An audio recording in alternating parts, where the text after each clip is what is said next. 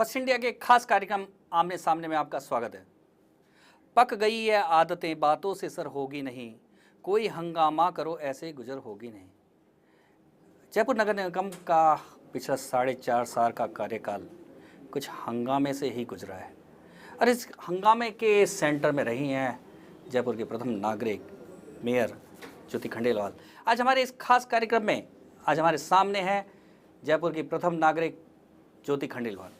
ज्योति जी, जयपुर की चर्चा इन दिनों भ्रष्टाचार को लेकर बहुत हो रही है। नगर निगम विशेषकर भ्रष्टाचार के अड्डे के रूप में पनप चुका है, क्या कहना है आपका? तब जी मैं कहना चाहूँगी कि कोई इस समय नगर निगम भ्रष्टाचार के अड्डे के रूप में नहीं बन पाया, बल्कि जब मैंने ज्वाइन किया था इसको तभी नगर निगम को भ्रष्टाचार का सबसे बड़ा अड्डा कहा जाता था। मुझे तो आश्चर्य होता है कि उसके पहले कभी जनप्रतिनिधियों ने इस बात को उठाया ही नहीं, मतलब सामने नहीं लेके।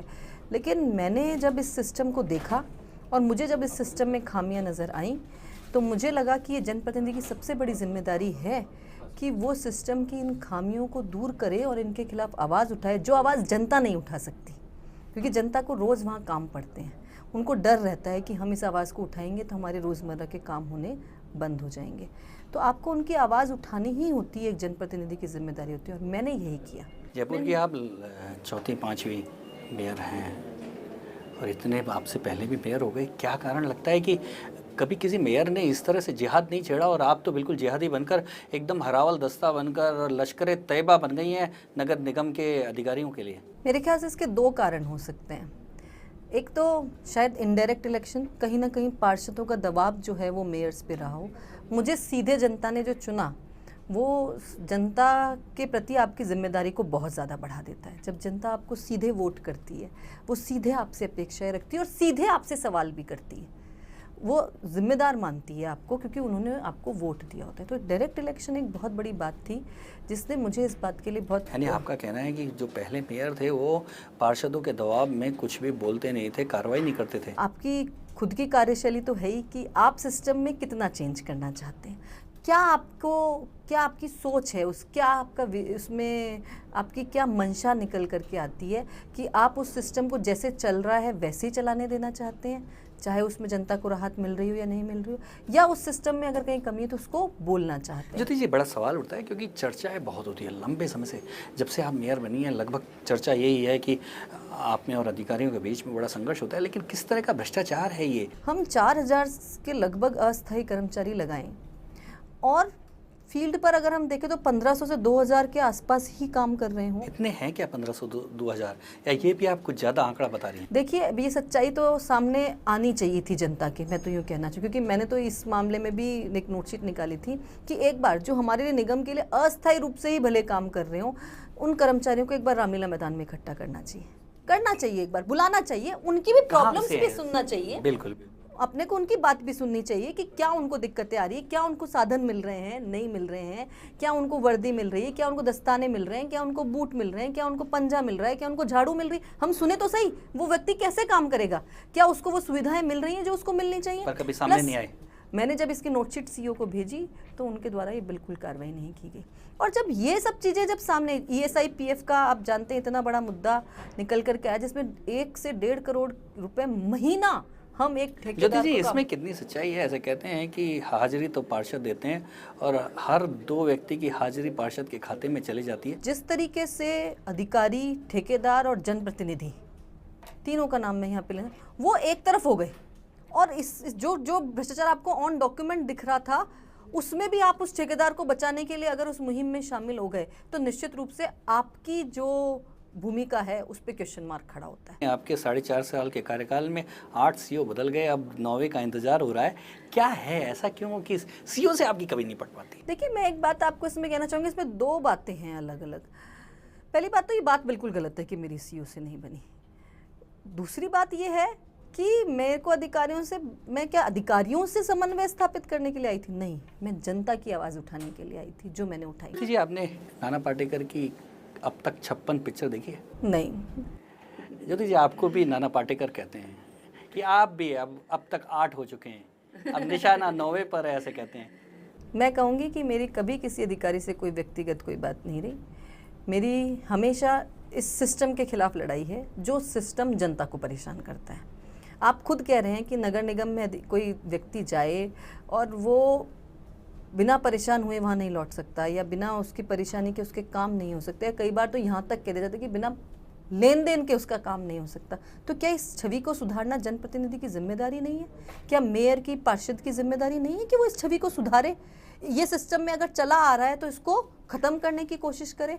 पर मैंने ये बात देखी, मैं बहुत स्पष्ट कहना चाहूँगी, मैंने इस बात को नोटिस किया कि मैंने जब जब अधिकारियों के खिलाफ कार्रवाई की बात उठाई, ऐसा नहीं है कि मैंने हर लेवल पर, मैंने अगर मेरे पास अगर सिस्टम में कहीं कमी नज़र आई, अधिकारियों की कहीं मुझे गैर जिम्मेदाराना व्यवहार नज़र आया, तो मैंने उस मैटर को मैं बोर्ड में भी लेके गई हूँ। मैंने वहाँ भी चाहा है कि इसकी चर्चा और इस पर डिसीजन लिया जाए। ज्योति जी, एक बड़ी बात है कि जो हटाए गए अभी लालचंद असवाल, उनको लेकर तो आपने जिहाद ही छेड़ दिया था। प्रताप जी, आप अपने दिल से पूछिए ये बात। तो क्या एक ऐसा अधिकारी जो कानून की परवाह नहीं करे, जो हाई कोर्ट की प्रतियां फाड़ दे, जो हाई कोर्ट की प्रतियां फाड़ दे, जो साधारण सभा की बैठक नहीं बुलाए, जो सुप्रीम कोर्ट द्वारा गठित एम्पावर्ड कमेटी के आदेशों की पालना नहीं करे, और जिसके चैम्बर में जाने के बाद आम व्यक्ति को ये लगे कि ये मेरी कोई इज्जत मेरे मोहल्ले में, घर में थी भी कि नहीं थी, इस तरह की असभ्य भाषा का प्रयोग किया जाए, एक ऐसे अधिकारी का क्या एक ऐसे डिपार्टमेंट में रहना जो सीधे पब्लिक डीलिंग से जुड़ा हुआ है, क्या उचित है? क्या उसकी वर्किंग में सुधार नहीं आना आपको क्या लगता है आप कि अपने दिल से पूछ के देखिए। आपको क्या लगता है कि असवाल के इस तरह के व्यवहार के पीछे कहीं ना कहीं उच्च स्तर पे संरक्षण तो मिलता है?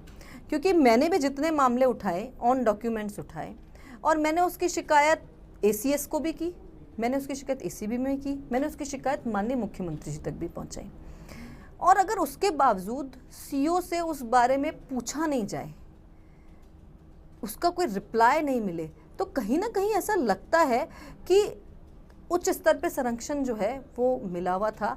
उसके बिना अधिकारी इस तरह की जो व्यवहार जो आम जनता से रोज़मर्रा के दिनों में कर रहे हैं, मैं आम जनता छोड़िए, जनप्रतिनिधियों से इस तरह का व्यवहार किया जा रहा था कि आपको अगर कुछ काम कहना है तो मुख्यमंत्री से बात करो, मैं तो केवल मुख्यमंत्री जी के आदेश मानता हूँ। जो मुख्यमंत्री जी की इस बात को इस तरह की उनके गौस लेकर के बात करें। आपकी एक आदत के बारे में और कहते हैं कि आप सीधी शिकायत PM से और आला कमान से ही करती हैं। पिछली कांग्रेस गवर्नमेंट भी सीधे सोनिया गांधी तक पहुंच गई थी, अब आप प्रधानमंत्री नरेंद्र मोदी तक पहुंचे। मैंने पहले CO से उसका स्पष्टीकरण चाहा, जब मुझे वहां से नहीं मिला तो मैंने ACS को शिकायत की कि वो इसका ले, मैंने वहां से जब मुझे कुछ रिप्लाई नहीं मिला तो मैंने मुख्यमंत्री जी तक उस बात को पहुंचाया, और अगर मुख्यमंत्री जी से मुझे बिल्कुल नहीं, कहीं का कोई एक रिस्पॉन्स का लेटर मेरे पास नहीं कि आपका पत्र प्राप्त हुआ और इस पर हम कार्रवाई कर रहे हैं। उसके बाद मुझे प्रधानमंत्री जी से, क्योंकि मेरी जिम्मेदारी बनती थी कि मैं जिस स्तर तक बात को पहुंचा सकती हूँ पहुंचाऊं, और मैं मिली प्रधानमंत्री जी से। प्रधानमंत्री जी ने समय दिया आपको? बिल्कुल, मैं तो कहना चाहूँगी कि मैंने एक पत्र जयपुर नगर निगम की स्थिति को लेकर के प्रधानमंत्री जी को लिखा था, और उसके बाद उनसे समय मांगा, मुझे समय मिला, और समय मिला ही नहीं बल्कि मुझे वहाँ पर जाकर के अपनी बात कहने का पूरा अवसर भी मिला, और मैंने अपनी बात को पूरी तरीके से वहाँ पर कहा भी। उन्होंने मुझसे, मैंने जो बातें की, चाहे वो शहरी निकायों को मजबूत करने की हो, चाहे जयपुर शहर को एक स्पेशल पैकेज देने की बात हो यहाँ के टूरिज्म को बढ़ाने के लिए, और चाहे नगर निगम में हो रहे भ्रष्टाचार में ESI PF की जो बात मैं कह रही हूँ आपको बार बार, उसकी बात हो, मैंने वो तीनों बातें उन तक पहुँचाई। उन्होंने मुझे बड़ा सवाल ये उठता है कि प्रधानमंत्री के बारे में कहा जाता है कि उनका समय लेना बहुत मुश्किल है। जयपुर की मेयर को, वो भी कांग्रेस पार्टी से जो आती है, उसको आसानी से टाइम कैसे मिल गया PM?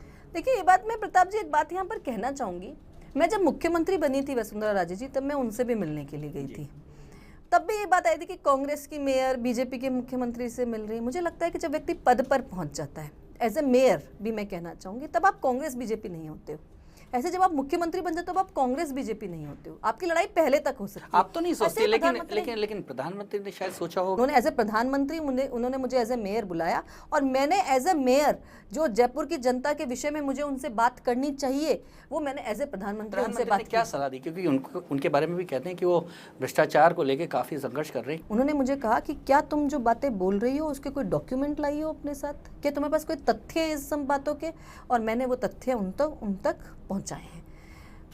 जिस तरीके से मैं कहना चाहूँ उसके बाद कार्रवाई हुई है, मुझे लगता है कि देखिए, आपको लगता है ये जो सारी कार्रवाई है उसके पीछे कहीं ना कहीं PMO और प्रधानमंत्री का हाथ है? देखिए, मैं सीधे तौर पे तो नहीं कह सकती, लेकिन फिर भी मैं ज़रूर कहना चाहूँगी, जब आप प्रधानमंत्री तक कोई बात ऑन डॉक्यूमेंट पहुँचा करके आए हो तो कहीं ना कहीं प्रेशर तो आता है कि अगर पीएमओ से जवाब मांग लिया गया तो हमारी सरकार क्या जवाब देगी, हमारा डिपार्टमेंट क्या जवाब देगा, हमको इसके बारे में कुछ ना कुछ कार्रवाई करनी चाहिए। मुझे नहीं पता वहाँ से कोई लेटर आया या नहीं आया, लेकिन कार्रवाई हुई है, ये मैं मानती हूँ कि ये कार्रवाई की शुरुआत हुई है। साथ जो बातचीत हुई उसमें कितनी संतुष्ट थी आप? क्या आपको लगता था कि प्रधानमंत्री जो आपकी शिकायतों को लेकर कहीं ना कहीं गंभीर है? क्या लगता था आपको? देखिए, बातचीत से तो मैं संतुष्ट थी कि बातचीत हुई वहाँ पर, और जो बातचीत मैं पूरी पहुँचाना चाहती थी वो मैंने पहुँचाई, लेकिन डेफिनेटली मेरी संतुष्टि का लेवल बातचीत नहीं था। मेरी संतुष्टि का लेवल ये था कि जो बातें मैंने वहाँ पर की हैं उन पर कितना इम्प्लीमेंटेशन हो पाता है या उसका कितना अफेक्ट पीएमओ से वहाँ पर आता है। और मैं कहूँगी कि ये होना बहुत ज़रूरी था कि ये चीज़ें सामने आएँ। जो कार्रवाई हुई उससे आप पूरी तरह से असंतुष्ट हैं? आप? मैं नहीं, पूरी तरह से संतुष्ट तो मैं इसलिए नहीं कहूँगी क्योंकि कार्रवाई आधी अधूरी हुई है। प्रताप जी, आप बताएं, हुई है कि नहीं हुई है आधी अधूरी?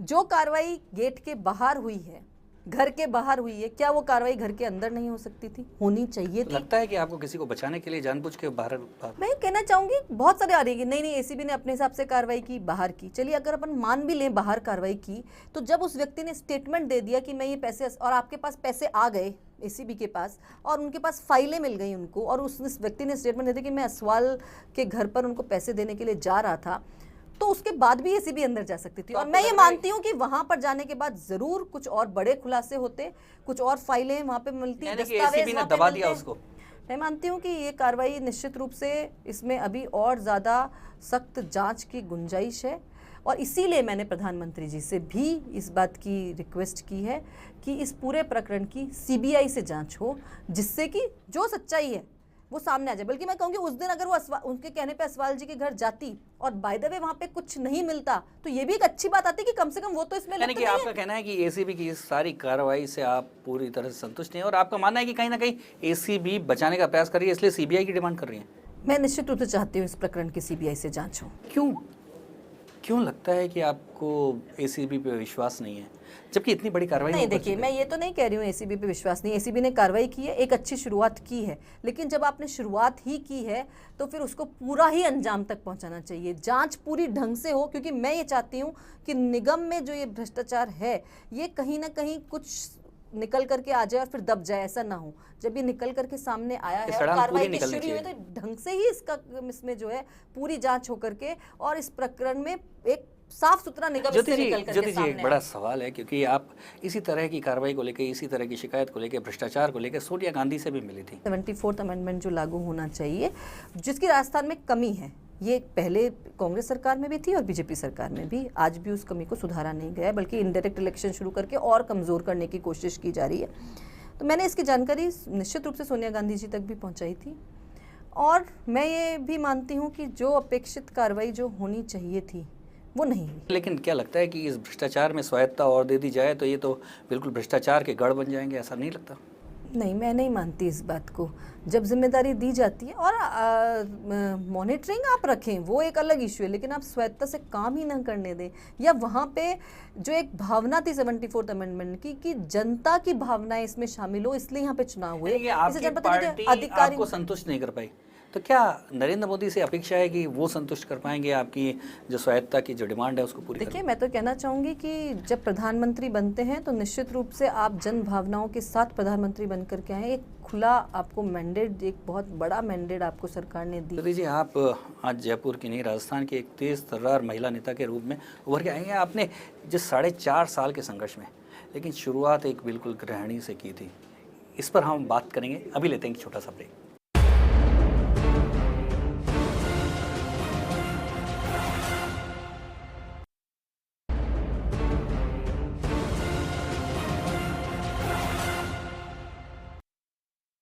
आमने सामने में एक बार फिर आपका स्वागत है। आज हमारे सामने है जयपुर की प्रथम नागरिक ज्योति खंडेलवाल। ज्योति जी, बात हो रही थी कि राजनीति की शुरुआत आपकी कैसे हुई? आप तो बिल्कुल राजनीति में आने से पहले, चुनाव लड़ने से पहले एकदम घरेलू महिला थी। निश्चित रूप से वो पार्षद का इलेक्शन ही मेरी राजनीतिक जीवन में शुरुआत थी। और लेकिन मैं कहना चाहूँगी मेरी जो ये शुरुआत जो राजनीतिक जीवन में हुई वो मेरे सामाजिक जो मेरा कहूँ कि जो मेरी वर्किंग थी, एक्टिविटीज़ थी, उनकी वजह से ही मुझे राजनीति में आने के लिए मेरे को परिवार ने, मेरे ही परिवार ने, मेरे हस्बैंड ने, शरद जी ने मुझे बहुत मोटिवेट किया। आपकी छवि बड़ी लड़ाका नेता के तौर पे उभर के आ गई है। आप जब पार्षद थी तो पार्षदों के साथ मुठभेड़ में, और जब मेयर बनी तो अधिकारियों के साथ मुठभेड़ में ज़्यादा चर्चित हुई, और यहाँ तक कि जो आपके मेंटर कहे जाते हैं महेश जोशी, उनसे भी आपकी मुठभेड़ हो गई। देखिए प्रताप जी, मैं यहाँ पर आपको ये बात कहना चाहूँगी कि क्या संघर्ष करना एक नेता की काबिलियत है या उसकी कमी है, मुझे समझ नहीं आती एक्चुअली। कई बार इस बात को ऐसे ले जाता है कि जैसे भाई ये लड़ाई आपने लड़ी है, आप एक नेता को ऐसा ही होना चाहिए जो जनता के हित की बात को उठाए, अगर नहीं उठाता है तो ये बहुत बड़ी कमी है उसकी, और जब उठाता है तो उसको इसी बात को उसकी कमी बता दिया जाए। ये बात तो समझ में आए। क्या ऐसा कारण होता है कि जो आपके साथी होते हैं वही बिछड़ जाते हैं, वही सामने खड़े हो जाते हैं, उन्हीं से लड़ाई छिड़ जाती है, ऐसा क्या? नहीं, देखिए मैं ये नहीं मानती कि जो मेरे साथी खड़े होते हैं, ये बात तो आप भी मानेंगे कि जब हम किसी ऐसी लड़ाई में लड़ रहे हो जहाँ पूरा सिस्टम इन्वॉल्व हो रहा हो, तो एक समय आपको ऐसा महसूस होता है कि शायद आप अकेले पड़ गए हो। ऐसा हुआ मेरे साथ भी। जैसे मैंने कहा आपको कि अधिकारियों की जब बात, सफाई कर्मचारियों वाले मामले में जब बात हुई तो अधिकारी भी एक तरफ हुए, ठेकेदार भी एक तरफ हुए, और जनप्रतिनिधि भी उसी तरफ शामिल हो गए, क्योंकि कहीं ना कहीं सब लोगों के कुछ हित थे जो आड़े आ रहे थे उस काम को करने में। तो कहीं जब आप ऐसी लड़ाइयाँ लड़ते हो जो एक बड़े लेवल की लड़ाई में, जहाँ सिस्टम के अगेंस्ट आप जाके लड़ते हो, तो आपको कई जगह ऐसा लगता है कि आप अकेले खड़े हो। लेकिन मैं मानती हूँ कि उस समय भी अकेले नहीं थे, क्योंकि जनता तो देख रही थी ना, वो तो रोज भुगत रही थी ना। पर ज्योति जी, बड़ी एक बात जयपुर के बारे में है कि जयपुर में कांग्रेस हमेशा से बहुत कमज़ोर रही है शुरुआत से ही, लेकिन महेश जोशी का ग्राफ जैसे जैसे बढ़ा था और आप भी साथ में आई थी, तो लगता था कि कांग्रेस की जड़ें जयपुर में अब मजबूत होने का समय आ गया है। लेकिन आप दोनों के आपसी लड़ाई ने शायद कांग्रेस को वापस उसी लेवल पे पहुंचा दिया, उसी धरातल पे पहुंचा दिया है। मैं लड़ाई को इतनी बड़ी बात नहीं मानती हूँ। ये बात भी बिल्कुल ठीक है कि जयपुर शहर में अगर हम निगम को ही देखें तो पिछले तीनों जो बोर्ड हैं और मेयर हैं वो हमेशा बीजेपी के ही आते हैं। लगातार और इस बार में भी जब मैं मेयर बनी हूँ डायरेक्टर, तब भी 77 में से 46 बीजेपी के आना निश्चित रूप से बीजेपी की जो यहाँ पर मजबूती है उसको दिखाता ही है।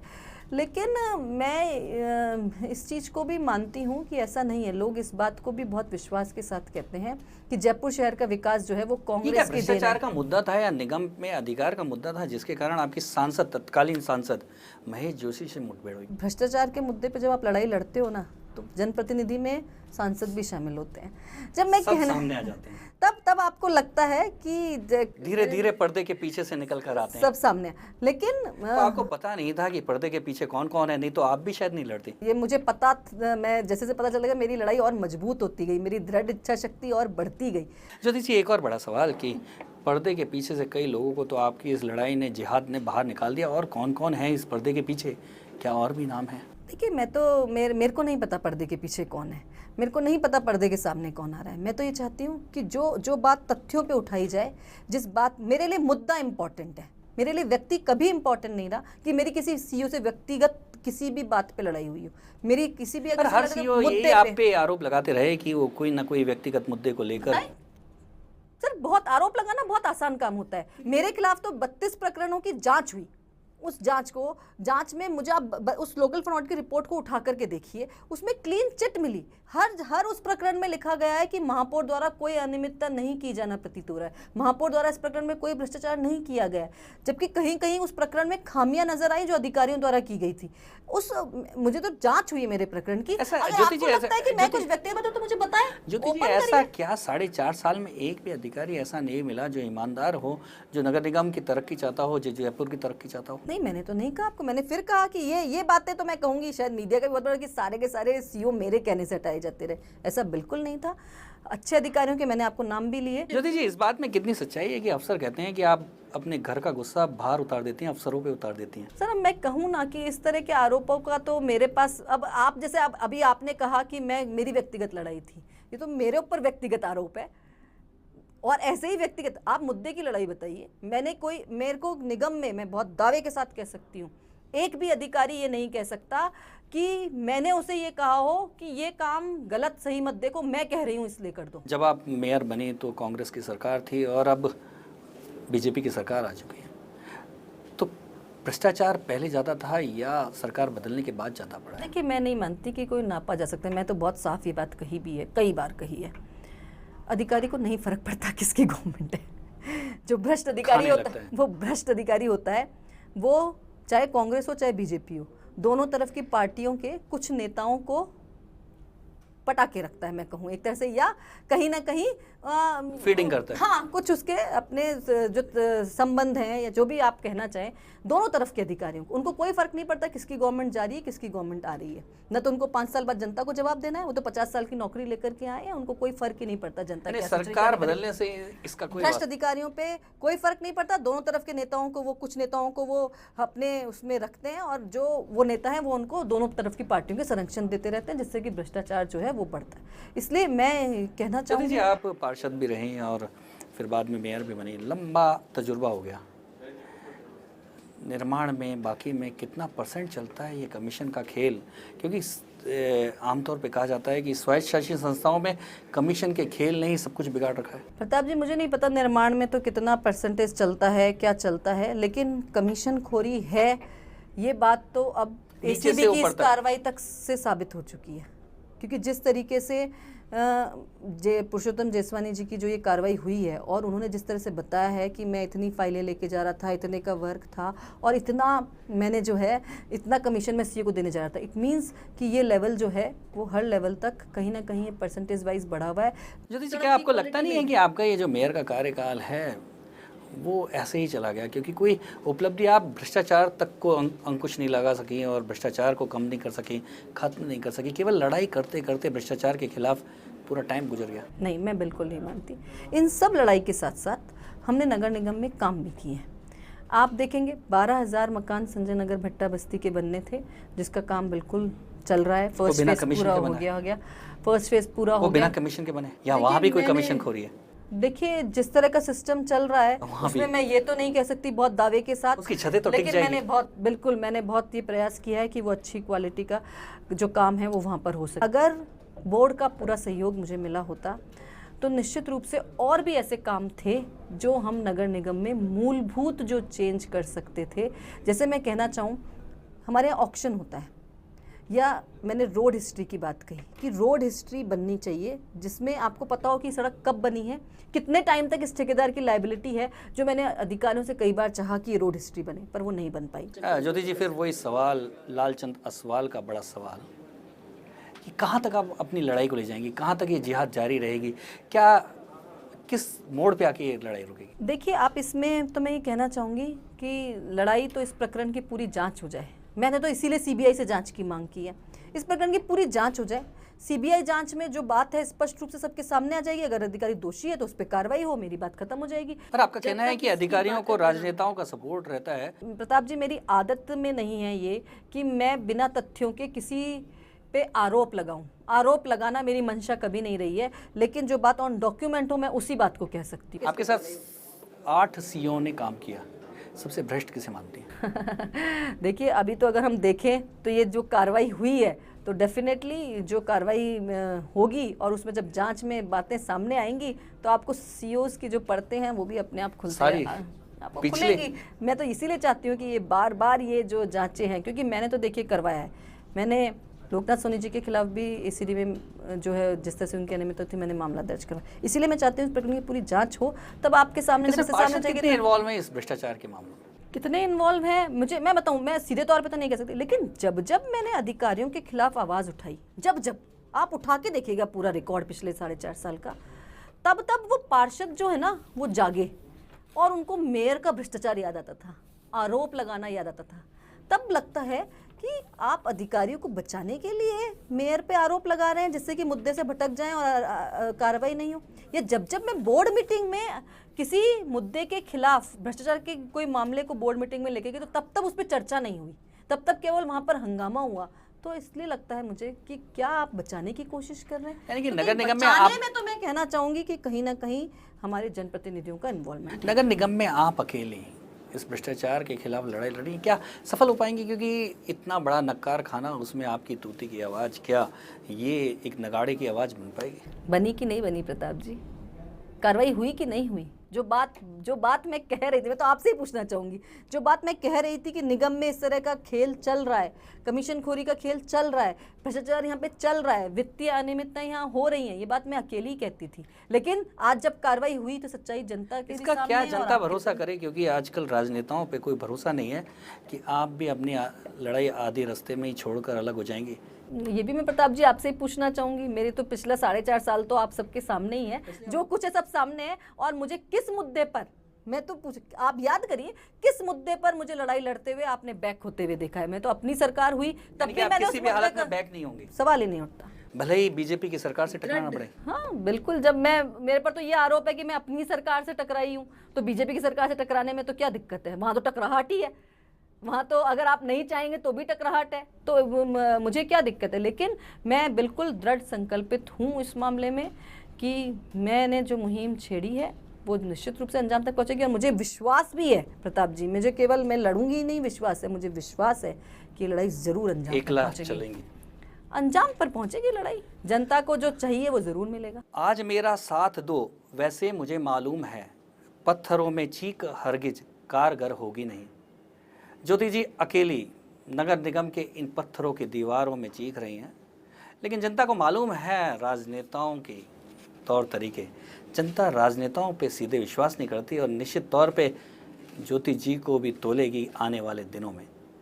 आमने सामने में आज थी हमारे साथ जयपुर की प्रथम नागरिक ज्योति जी।